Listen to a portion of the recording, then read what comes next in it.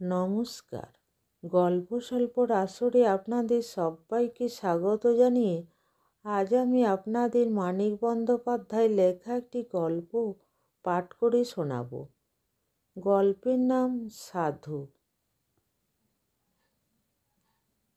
আজ অপরাহ্নে নগেনবাবুর গুরুদেবের প্রতিনিধি হিসাবে তার প্রিয় শিষ্য শ্রীমৎ বিষ্ণুপদানন্দ আসিবেন। নগেনবাবুর ছোট ছেলে ভোপালের বিবাহ হইয়াছে বছরখানেক আগে, কিন্তু বউটিকে এখনো মন্ত্রপুত করিয়া লওয়া হয় নাই। কাল সব নিয়মিত অনুষ্ঠানের পর শ্রীমৎ কৃষ্ণপদানন্দ নতুন বইয়ের কানে মন্ত্র দিবেন। গুরুদেব স্বয়ং আসিয়া মন্ত্র দিতে পারিলেন না বলিয়া সকলের মনে ক্ষোভ জাগিয়াছে। কিন্তু বুড়ো বয়সে তার শরীর অসুস্থ। এত দূর আসিয়া পরম ভক্ত নগেনবাবুর ছোট ছেলের বইয়ের কানে মন্ত্র দেওয়ার ক্ষমতা তার নাই। একজনের মনে শুধু ক্ষোভ নাই এ বিষয়ে, সে নগেনবাবুর বড় ছেলে গোপালের বউ সুমতি। বিবাহের 1 মাসের মধ্যে বুড়ো গুরুদেব নিজে তার কানে মন্ত্র দিলেন, তাদের আশীর্বাদ করিয়া গেলেন, ধর্মে মতি হোক। অত বড় সাধকের আশীর্বাদ কি ব্যর্থ যায়? 1 মাসের মধ্যে স্বামী তার সন্ন্যাসী হইয়া গেল। তাকে শুধু বলিয়া গেল, সংসারে তার মন নাই, বিবাহ করিয়া সে মস্ত ভুল করিয়াছে। আরও একটি কথা সে বলিয়াছিল, তুমিও যাবে সুমতি? সুমতি বলিয়াছিল, তুমি পাগল হয়েছ? তারপর 10 বছর কাটিয়া গিয়াছে, গোপালের কোনো সংবাদ পাওয়া যায়নি। 4 মাসে ভালো করিয়া যার সঙ্গে পরিচয় পর্যন্ত হয় নাই, তার জন্য মনোবেদনা সুমতি বিশেষ কিছু বোধ করে নাই। পরে ধীরে ধীরে জীবনের অসংখ্য ব্যর্থতার মধ্যে আবিষ্কার করিয়াছে স্বামীর অভাব, স্বামীহীন সদবা জীবনের অসঙ্গতি, অপমান ও দুর্গতি। স্বামীর সঙ্গে গৃহত্যাগ করে নাই বলিয়া তখন তার আফসোসের সীমা থাকে নাই। স্বামীকে চাহিয়া উদ্দাম কামনা তাহার হৃদয় মনে মাথা কুটিয়া মরিয়াছে। আজও সে মাঝে মাঝে কল্পনা করে গোপাল হয়তো ফিরিয়া আসিবে। ছেলে মানুষ বউ, তার যে আহ্বানের কোনো অর্থই বুঝিতে পারে নাই, একটিবার ফিরিয়া আসিয়া আবার সেই আহ্বান তাকে সে জানাইবে। বুড়ো গুরুদেবের আশীর্বাদের ফল তার জীবনে এভাবে ফলিয়াছে দেখিয়া ছোট বউয়ের বেলা তার শিষ্যের আগমন তাই সুমতিকে কিছুমাত্র ক্ষুণ্ণ করে নাই। বুড়োর ভয়ঙ্কর আশীর্বাদে কাজ নাই ছোট বউয়ের। কৃষ্ণপদানন্দের চেহারা দেখিয়া পাড়াশুদ্ধ মেয়ে পুরুষ অবাক হইয়া চাহিয়া রহিল। গেরুয়া লুঙ্গি পরা, গেরুয়া পাঞ্জাবি গায়ে, খড়ম পায়ে দিয়া এ যেন রাজা বা দেবতার আবির্ভাব। ছদ্মবেশী গোপালের আগমন। গোপালেরও এরকম দীর্ঘ বলিষ্ঠ অপূর্ব চেহারা ছিল, কিন্তু না, এ গোপাল নয়। দেখিলে গোপালকে মনে করাইয়া দেয়, কিন্তু গোপালের সঙ্গে এর কোনো মিল নাই, সে কথা ভাবায় মিছে। সুমতি তাকে প্রণাম করিল সকলের শেষে।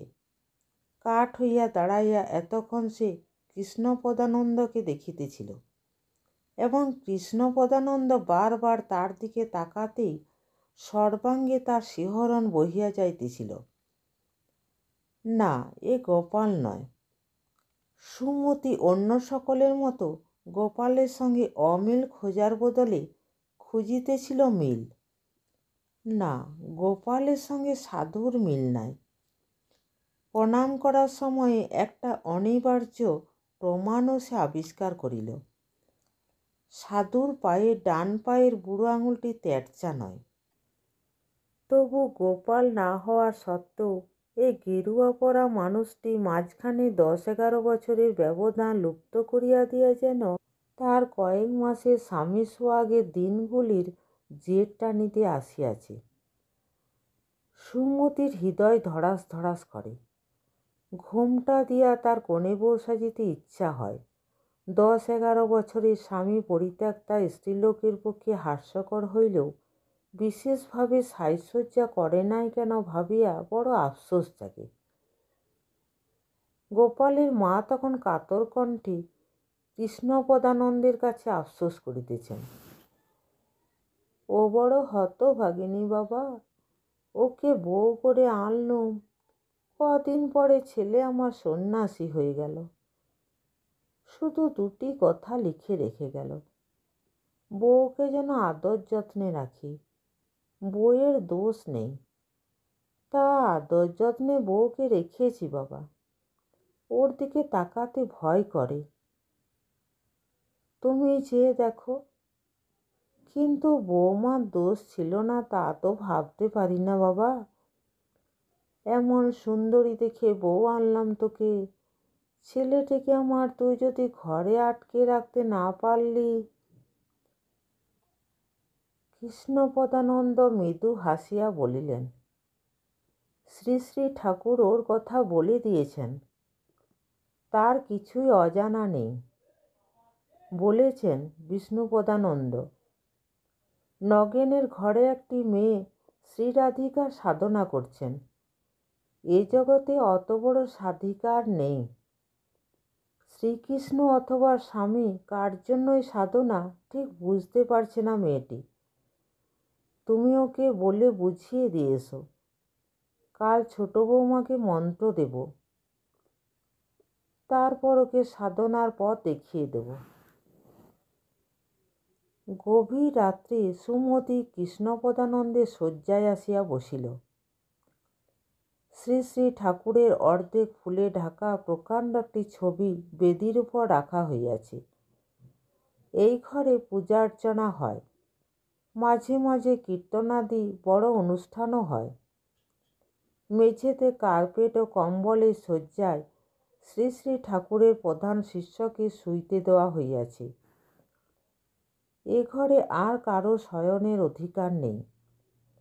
সুমতি আরেকবার তার বুড়ো আঙুলটি পরীক্ষা করিতে যাওয়ায় কৃষ্ণপদানন্দ উঠিয়া বসিল। তুমি আমায় চিনতে পেরেছ সুমতি? পায়ে তেরচা আঙুল কি হলো?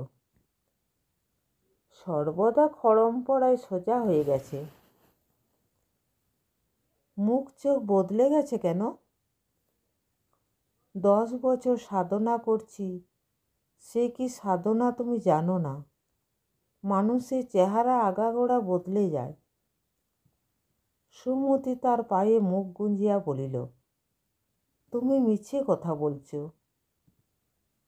মিছে কথা আমি বলিনি সুমতি। শ্রী শ্রী ঠাকুরের ছবির বেদিতে বড় বড় প্রদীপের একটি নিভিয়া গিয়াছে, একটি দপদপ করিয়া জ্বলিতেছে। স্থির আলোয় একসঙ্গে বেশিক্ষণ কেউ কারো মুখ দেখিতে পাইতেছে না। কৃষ্ণপদানন্দ আবার বলিল, প্রথমে একটি মিছে কথা বলেছিলাম। দীক্ষা নেওয়ার সময় বলেছিলাম আমি ব্রহ্মচারী, জীবনে স্ত্রীলোক স্পর্শ করিনি। আজও এই মিথ্যা আমার সমস্ত সাধনাকে নষ্ট করে দিচ্ছে সুমতি। তাই তোমাকে নিতে এসেছি। আমি যদি তোমার স্ত্রী, সকলকে জানিয়ে আমায় নিয়ে যাচ্ছ না কেন? একটা কলঙ্ক সৃষ্টি করতে চাইছো কেন তোমার নিজের নামে আর আমার নামে? কৃষ্ণপদানন্দ প্রদীপের বুকে জ্বলার সলতেটি নিভাইয়া দিল। অতি মৃদু কণ্ঠে বলিল, আমার সন্ন্যাস জীবনের আগেকার কোনো জীবন নেই, আমার কোনো কলঙ্ক নেই। তোমাকেও সংসারে কি হবে, লোকে কি বলবে, এসব ভুলে গিয়ে আমার সঙ্গে যেতে হবে সুমতি। এবার একটু আগাইয়া সুমতি তার বুকে মাথা রাখিল। স্বামীর কাছে আশ্রয় খোঁজার মতো 2 হাতে তার গলা জড়াইয়া ধরিয়া বলিল, তোমার সঙ্গে যাব, কিন্তু তুমি আমার স্বামী নও। আমি তোমার স্বামী সুমতি। মোটে 10টা বছর কেটে গেছে, নিজের স্বামীকে তুমি চিনতে পারছো না? মা বাবা কেন পারলেন না? আমি 2 দিন তোমায় দেখেছি। মা তো জন্ম থেকে তোমায় মানুষ করেছেন। আমি এতক্ষণে সব বুঝতে পেরেছি। কি বুঝতে পেরেছ? সুমতি কৃষ্ণপদানন্দের এক মাথা চুল মুঠি করিয়া ধরিয়াছে। এত আস্তে সে কথা বলিতেছে যে এত কাছে থাকিয়াও কৃষ্ণপদানন্দের শুনিতে কষ্ট হইতেছে। পুজোর সময়ে আমরা যখন আশ্রমে গিয়েছিলাম, তুমি সর্বদা আমায় চেয়ে চেয়ে দেখতে। অত শিষ্যের মধ্যে আমাদের থাকবার ভালো ব্যবস্থা করে দিয়েছিলে। আজ তুমি আমায় নিতে এসেছো, আমার স্বামী সেজে আমায় নিতে এসেছো। তোমার কি ভয় ছিল আমি এমনি তোমার সঙ্গে যাব না, তাই স্বামী সেজে এসেছো? চলো না, কোথায় নিয়ে যাবে আমাকে? তুমি অত বড় সাধু, এতদিন দেখে আমায় ভুলতে পারোনি, এতদিন পরে আমায় নিতে এসেছো। তুমি ডাকলেই আমি তোমার সঙ্গে বেরিয়ে যাব। চলো আমায় নিয়ে। স্বামীর চেয়ে বড় করে তোমায় দেখব, স্বামীর চেয়ে তোমায় বেশি ভালোবাসবো। কৃষ্ণপদানন্দ হতাশা সুরে বলিল, কিন্তু আমি যে সত্যই তোমার স্বামী সুমতি। সুমতি ক্ষোভে আত্মহারা হইয়া বলিল, কেন ভয় করছো? কেন ভাবছো স্বামী নও বলে তোমাকে কত ভালোবাসবো? স্বামীকে আমি ভুলে গেছি, তোমাকেই আমি ভালোবাসি। অন্ধকারেও বোঝা গেল এবার কৃষ্ণপদানন্দের গলার সুর হালকা হইয়া গিয়াছে। তাই ঠিক সুমতি, 10-11 বছর স্বামীকে চোখেও দেখনি, তাকে ভুলে যাওয়া আশ্চর্য নয়। তবু বেছে বেছে আমাকে ভালোবেসে ফেললে কেন? তা জানি না। তোমাকে দেখে আমার কেমন যেন। সুমতি চুপ করিয়া গেল। অনুভব করিল কৃষ্ণপদানন্দ যেন অন্ধকারে হাসিতেছে। বেদীর বহু প্রদীপের একটি জ্বালিয়া সে দেখিতে পাইল সত্যই কৃষ্ণপদানন্দের মুখে একটা দুর্বোধ্য ব্যঙ্গের হাসি ফুটিয়া আছে। ক্ষণিকের জন্য সুমতির মনে হইল এ যেন তার চেনা হাসি। একদিন বিদায়কামী কার মুখে যেন এ হাসি দেখিয়া সে কাঁদিয়া ফেলিয়াছিল। আচ্ছা, ঘুমোতে যাও সুমতি। যাবে না? যাব বই কি, কাল ভোরে যাব। ভোরে? ভোরে 10 জনের সামনে আমি কি করে যাব? তুমি তো যাবে না, আমি যাব। সুমতি স্তব্ধ হইয়া বসিয়া রহিল। অনেকক্ষণ পরে ভাঙা গলায় বলিল, আচ্ছা, তোমাকে স্বামী বলেই মেনে নিলাম। আমারই হয়তো ভুল হয়েছে। কৃষ্ণপদানন্দ শান্ত তীব্রতার সঙ্গে বলিল, মেনে নিলে হয় না সুমতি, বিশ্বাস করতে হয়। ভুল হলে চলে না, ভুল আগে ভাঙতে হয়।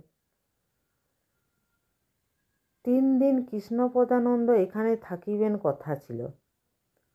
পরদিন সকালে তিনি যাত্রা করার ইচ্ছা প্রকাশ করায় সকলেই ব্যস্ত হইয়া উঠিল।